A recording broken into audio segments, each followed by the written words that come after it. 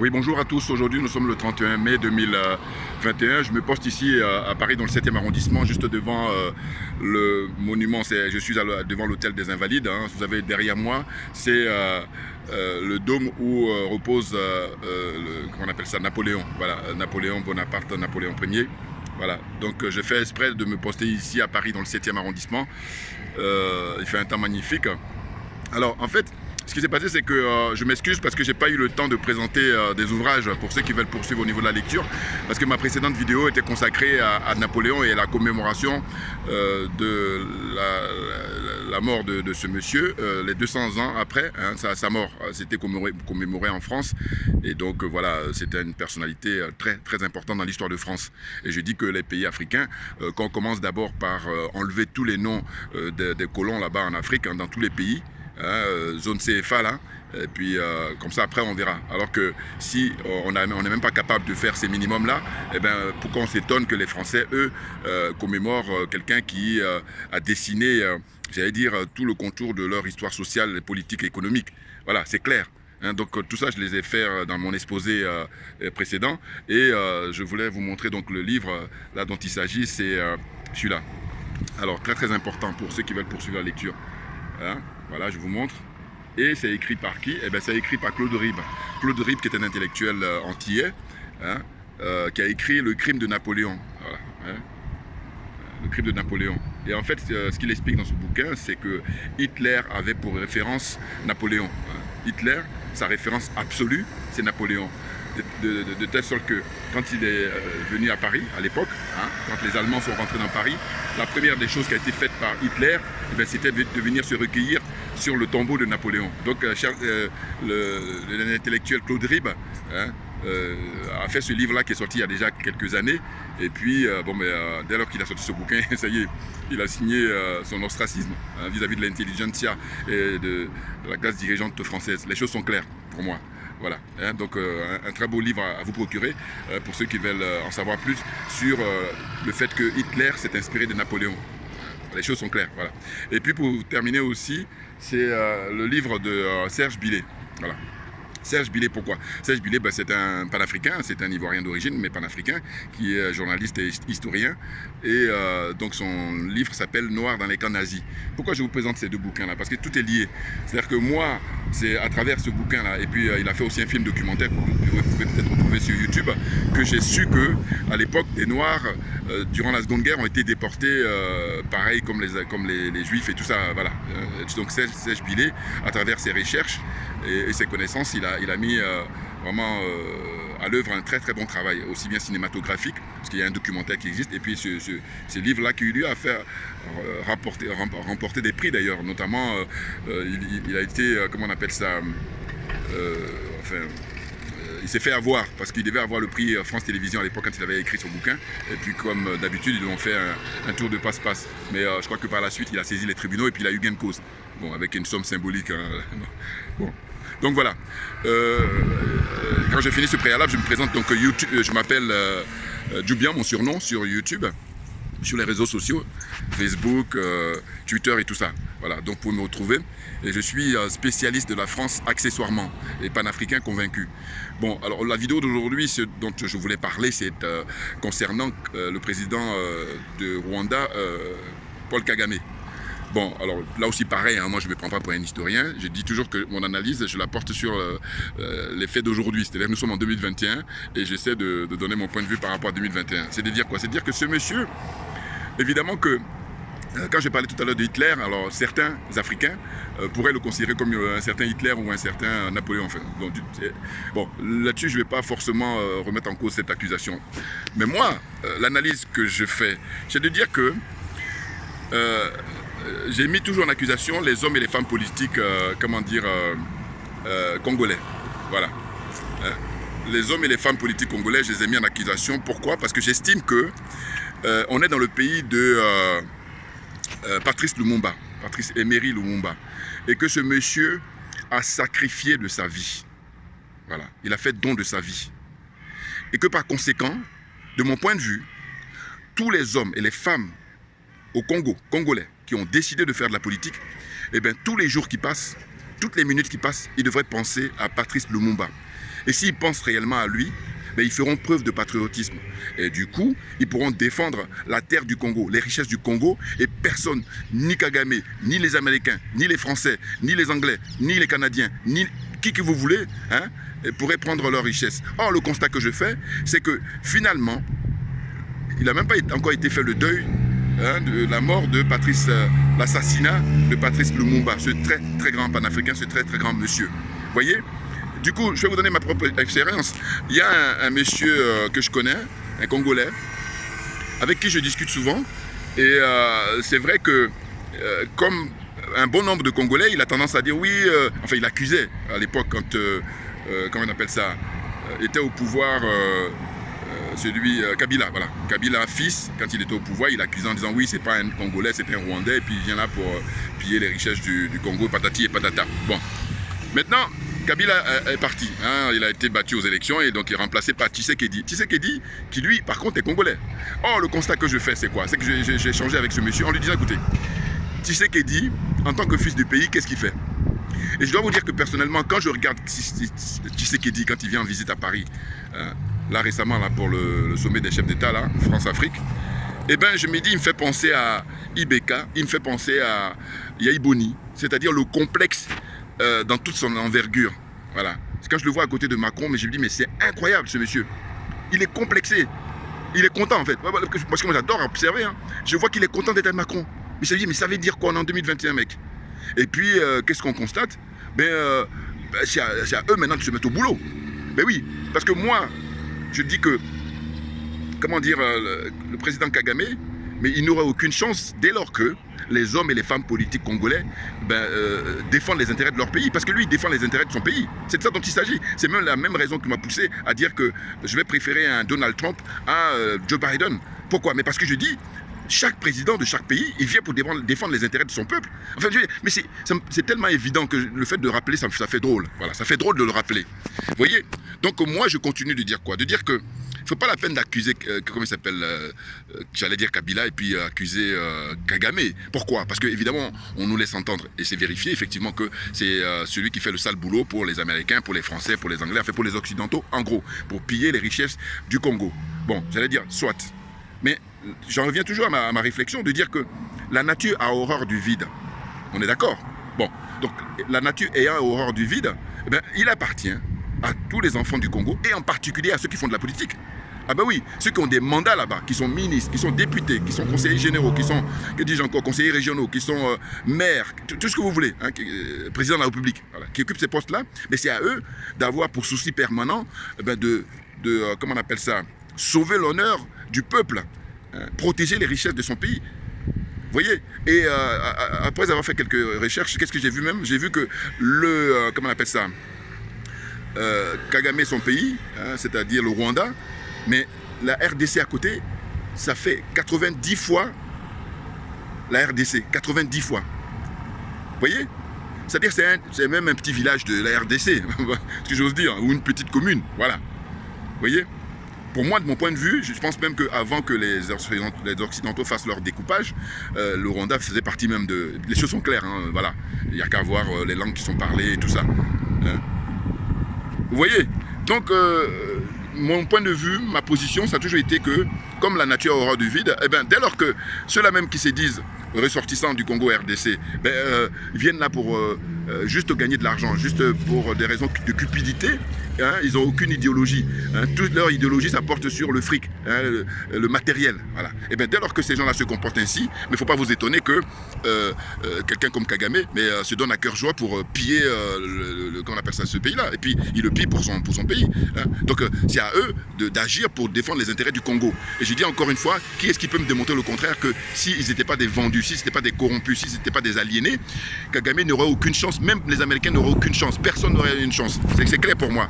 Hein. Quand on sait que le Congo, c'est un pays qui est très grand, hein, et puis qui est bien peuplé.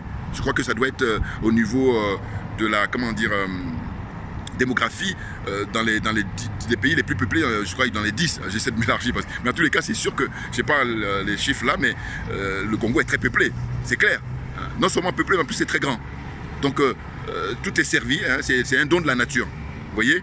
Donc franchement, moi, au lieu de mettre mon énergie à accuser Kagame, j'accuse et j'accuserai toujours tous les hommes et les femmes politiques congolais. C'est tout. Regardez, quand je dis je fais toujours preuve de bon sens, c'est de dire que j'ai même regardé, il y a une interview de Kagame qu'il a donnée à CNN. Lors de l'interview, il a dit carrément à la journaliste, il dit mais ils sont où les Congolais? Mais je vous dis, j'étais sidéré, alors que c'est en anglais, hein, donc je fais des efforts pour comprendre.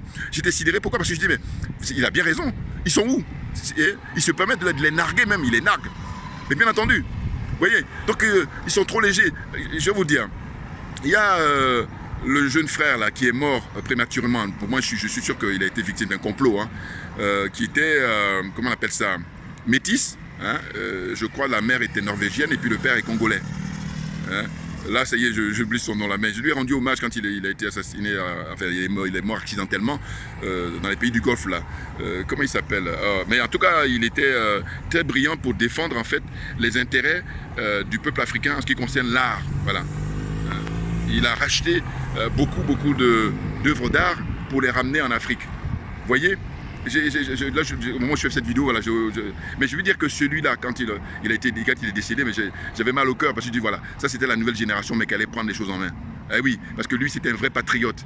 Et c'est même pour ça qu'ils l'ont éliminé. Je suis convaincu de ça, comme disent le contraire. Voilà, c'est clair. Là, j'oublie son nom. Mais en tout cas, j'ai lui rendu hommage, donc vous voyez de qui je vais parler. Un métis. Il est mort là récemment, le pauvre. Vous voyez? Parce que je dis, par pudeur, il n'osait pas dire, mais il allait briguer le mandat de président dans les années qui viennent s'il n'avait pas été assassiné, parce qu'il avait créé un mouvement politique là, et puis il faisait mouche, il était très populaire. Vous voyez, donc c'est de ça dont je parle. Sinon, non pas les Tshisekedi là, qui jouent le rôle que jouait Kagame, d'ailleurs, avec Kagame, je veux dire Kabila, voilà, Kabila avant lui. Vous voyez, c'est à eux maintenant de se retrousser les manches, et puis de ne pas être corrompus, parce que c'est de ça dont il s'agit.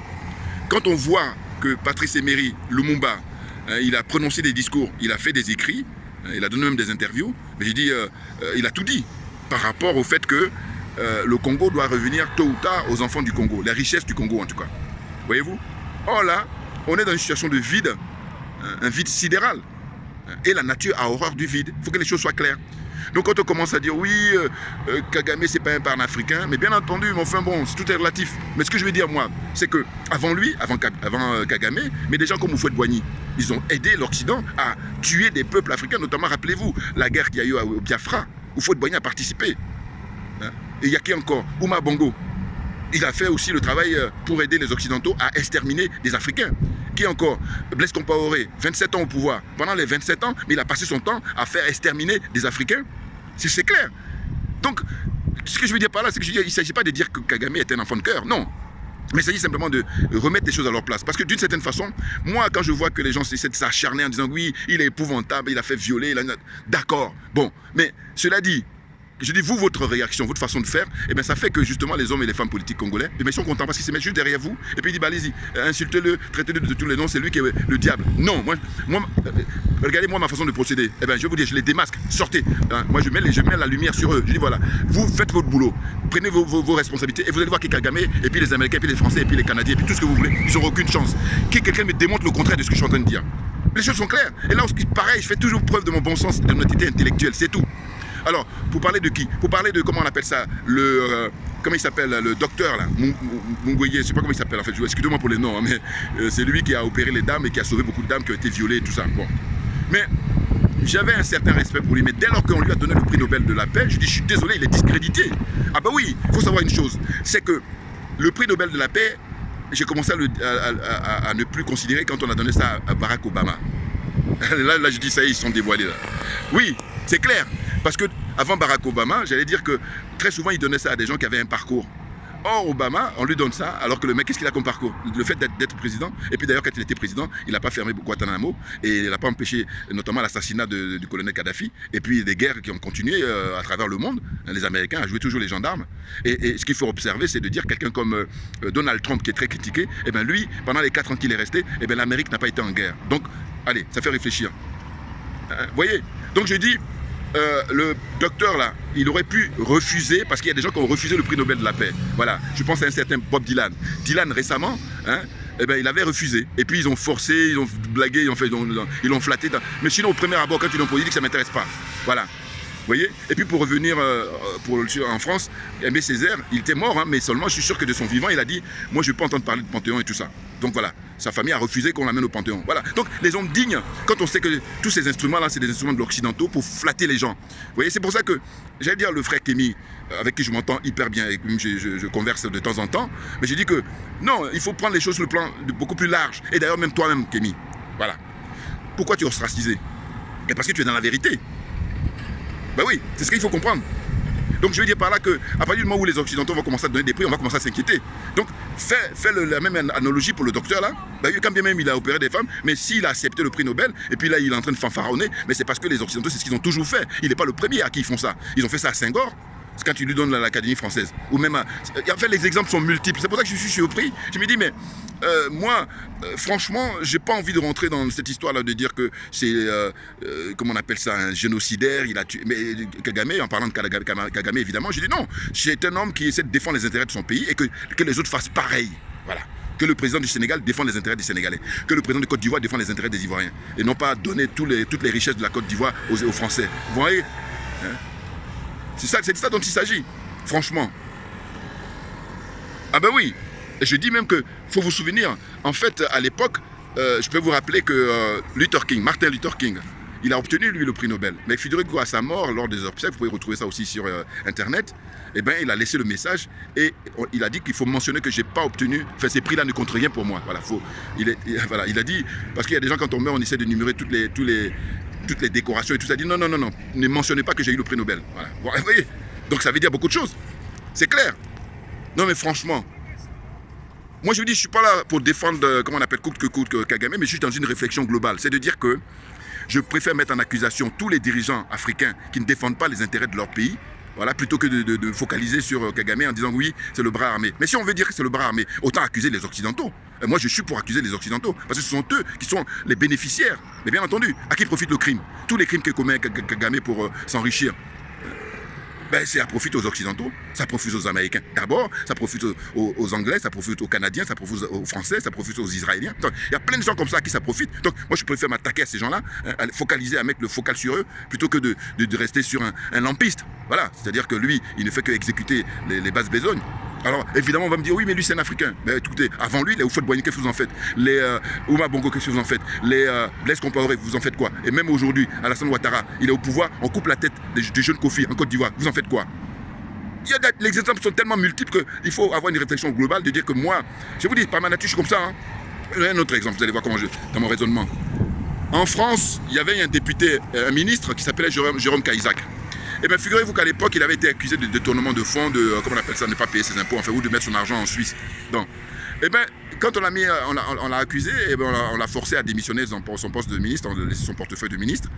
Et puis, lui, qu'est-ce qu'il a fait? Tout de suite, il a eu le réflexe de vouloir aller reprendre son mandat de député. Et là, tous les autres députés, il y en a 577 en France, au Palais Bourbon, à l'Assemblée nationale française, ils ont les 576, voilà, parce que lui, ça fait 577, les 576 ne voulaient pas. Ah, moi, j'ai dit non, il va y aller. Pourquoi? Et parce que j'ai dit, en réalité, et là, c'est mon côté spécialiste de la France accessoirement, je dis, moi, je suis pour le principe. J'ai dit, on accusait Jérôme Cahuzac pour le fait de mettre de l'argent en Suisse, mais il n'est pas le seul. Et je dis, parce que moi, tant qu'à faire, je dis, on va fouiller tout le monde. Voilà.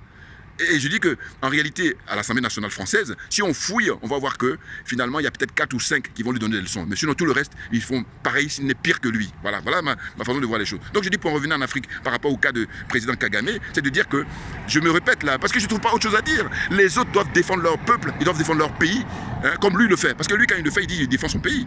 Alors on peut toujours dire oui, mais c'est au prix de... Ben, c'est au prix, mais c'est comme ça. Voilà. Et puis là, il faut arrêter de jouer les bisounours. Hein. Malheureusement, c'est comme ça. Vous voyez bien. Qu'est-ce qui fait que nous, en tant qu'Africains, on ne se met pas ensemble? Ça montre la complexité des relations humaines, bien entendu. Et je dis que c'est un fin politicien, Kagame. Ah bah oui. Regardez par exemple, il participe à libérer, comment on appelle ça, la République centrafricaine, puisqu'il aide les Russes. Hein. Le président Touadéra l'a appelé pour aller libérer son pays. Donc ça, eh ben, je crois que c'est une démarche très politique. Alors maintenant, il y a un frère qui a fait une vidéo là, qui vit aux États-Unis, qui disait qu'effectivement que la visite de Macron là, c'est inquiétant. à savoir qu'il va courtiser Kagame pour lui demander de venir déstabiliser, comment dire, finalement la République centrafricaine. Ça va pas être facile. Bon, je veux dire, c'est une hypothèse qu'on ne peut pas écarter. Mais en tous les cas, ce qui est sûr, c'est qu'aujourd'hui, la jeunesse africaine a ouvert les yeux. Hein, la jeunesse africaine est avertie et que par conséquent, on est à l'heure d'Internet, on est à l'heure des réseaux sociaux, on ne peut plus faire n'importe quoi. Voilà, tout le monde est témoin, que tu sois en Afrique même, basé là-bas sur place, ou que tu sois aux États-Unis, en France, en Belgique, en Allemagne, et je ne sais où encore. Voyez-vous? Donc pour moi, les choses sont claires. Mais bien entendu, le mot d'ordre, c'est de dire qu'elle est Congolais. Hein? Pourquoi on ne pille pas leur coltan là? Eh bien, il faut qu'eux, ils prennent conscience qu'il ne faut pas que la mort de Patrice Lumumba soit une mort gratuite. Qu'il ne soit pas mort pour rien. Or, pour l'instant, depuis son assassinat jusqu'à aujourd'hui, c'est l'impression que ça me donne. Mais bien entendu, qu'est-ce que c'est que ces gens-là? Moi, je suis pour qu'on agisse comme un certain Thomas Sankara, qui, au moment où il a été assassiné, il avait comme patrimoine une guitare. Vous voyez? Eh bien, ces gens-là, regardez qu'est-ce qu'ils ont comme patrimoine. D'abord quand ils prennent le pouvoir, et puis 1 an, 2 ans, 3 ans, 4 ans, 5 ans, quand on dit 10 ans après, ouais, voilà. Donc ils sont venus juste pour s'enrichir, et ils s'en foutent complètement de la vie des Congolais. Il faut qu'on se dise les choses. Et là, je dis, je fais concours d'honnêteté intellectuelle. C'est de ça dont il s'agit. Les choses sont claires pour moi. Bien entendu, bien entendu. Voilà, donc pour aujourd'hui, ce que je voulais dire, c'était cette mise au point là que je voulais faire par rapport à Kagame. Et je vous dis toujours que moi, je ne suis pas dans une démarche parce que je ne me veux pas historien, c'est clair. En revanche, je suis dans la réflexion et dans l'honnêteté. Eh ben oui, mais bien entendu. Ce que je dis, il y a des gens qui sont bardés de diplômes, qui ont plein de connaissances et tout ça, mais simplement, où moi je me distingue, c'est que eux, ils sont dans une situation de complexe, ils sont dans une situation d'aliénation, dans une situation, pour couronner le tout, la corruption, qui fait qu'ils ne vont pas aller droit au but, ils ne vont pas dire la vérité. Voilà. Ils vont se faire des contorsions, ça ne m'intéresse pas, c'est pas mon problème, je n'ai pas le temps. Je n'ai pas le temps. Alors, il faut que les choses soient dites. Voyez-vous? Donc voilà, pour aujourd'hui, c'est ce que je voulais dire là, en ce qui concerne le président rwandais. Et puis vous avez vu, il a des gestes comme ça qui sont symboliques, je vais vous dire. Quand il vient en visite ici, Macron envoie un ministre pour le recevoir. Et lui, qu'est-ce qu'il fait quand Macron est allé en visite là récemment là, au Rwanda? Eh bien, c'est un ministre rwandais qui a été accueilli par Macron. Je dis, dites-moi, des présidents africains, qui est-ce qui fait ça? Alors on peut me dire oui mais c'est léger à côté des... Mais alors que ça ne mange pas de pain. Ils ne peuvent même pas faire ça. C'est pour vous dire le complexe qu'ils ont. Alors si tu as ce complexe là pour un petit truc, mais qu'est-ce que tu peux faire pour jouer à un bras de fer, hein? C'est clair. Je dis même Houphouët-Boigny qui était leur ami. Houphouët-Boigny à l'époque, les images sont encore sur internet, il a été reçu par Jean-Pierre Cotte. Jean-Pierre Cotte qui à l'époque était le ministre des Affaires étrangères de François Mitterrand. Et bien c'est Jean-Pierre Cotte qui était recevoir Houphouët-Boigny. Vous vous rendez compte quand tu vois ces images là, tu te dis mais vous voyez le mépris, quel que soit le rang que vous avez. Donc les choses sont claires. Voilà. Et c'est même en cela que quand je dis je suis accessoirement spécialiste de la France, parce que j'ai trop bien compris tous ces trucs là. Et voilà, il n'y a rien à dire. Mais bien entendu, franchement, qu'est-ce que c'est que ça? Kagame, il défend les intérêts de son peuple, point barre, c'est tout. Et puis il faut regarder son parcours. Moi j'ai regardé un petit peu. En fait, il est né au Rwanda, certes, mais à l'âge de 4 ans, eh ben, ses parents, comme ils ont été pourchassés, ils se sont exilés là-bas, comment on appelle ça, en Ouganda. Et puis il a pour parrain Museveni, voilà, l'autre dictateur là, qui est au pouvoir depuis, alors que le jeune musicien là, il devait prendre le pouvoir, mais bon. Mais tout, voilà, vous voyez, qu'est-ce que vous avez dit de Museveni là, alors, évidemment, donc on n'est pas sorti de l'auberge, mais il est question, franchement, de dire que si vous voulez accuser Kagame, moi je dis je suis d'accord avec vous, mais dans ce cas-là, eh bien, on va mettre toutes les cartes sur table, à savoir qu'il se bat, il joue il fait le sale boulot pour les Occidentaux, et bien les Occidentaux doivent être les premiers convoqués. Ah ben oui, on ne peut pas le convoquer lui le premier, ça n'a pas de sens. Quand bien même on dirait qu'il est africain, il faut arrêter. Parce que là, on en revient à ce qu'a dit, comment on appelle le célèbre Frantz Fanon, l'histoire de la peau blanche, enfin, ou la peau noire, alors que dans le fonctionnement, on est complètement blanc. Voilà. Hein. Voilà, vous voyez ce que je veux dire? Non, mais c'est incroyable. Des trucs, ça me paraît tellement simple au niveau de la réflexion, et puis bon, les gens sont pris dans des trucs et tout. Alors, là, pour le coup, on fait jouer beaucoup trop l'émotion, là. Je comprends, hein, parce que moi, je suis partisan pour dire qu'on est des êtres humains, mais cela dit, hein, là aussi, il y a quand même de bon sens. Voilà, merci à vous pour votre attention, et puis à très bientôt. Merci bien, on lâche rien. Et puis comme je dis toujours, nous sommes au taquet, parce que il y a ça qui est le slogan, hein, à partager partout, c'est ça. Voilà, vous voyez, voilà, c'est ça. Voilà. Merci bien, à très bientôt.